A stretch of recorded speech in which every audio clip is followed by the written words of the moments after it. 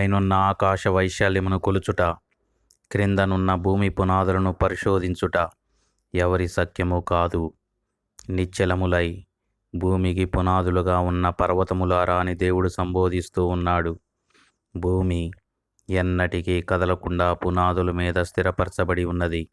దాని మీద అగాధ జలములను వస్త్రం వలె దేవుడు కప్పి ఉన్నాడు. ఇంత స్థిరంగా ఉన్న భూమి ఎందుకు కంపిస్తుంది? భూమి స్తంభములు యెహోవా వశం, లోకములను వాటి మీద నిలిపి ఉన్నాడు. దేవుడు రాతి స్తంభాలపై భూమిని నిలిపాడు. భూమిని తన స్థానము నుండి కదిలించువాడు ఆయనే. అంతేకాదు, దాని స్తంభములు అదరజేయువాడు ఆయనే. ఎప్పుడైతే ఆయన భూమిని కంపింపచేయాలని అనుకున్నాడో, సముద్ర కెరటాలను పైకి ఎత్తున లేచేటట్టుగా చేస్తాడు. సముద్ర తరంగాలు ఘోషించినప్పుడు ఫలితంగా సముద్రంలో ఏర్పడిన పీడనం అన్ని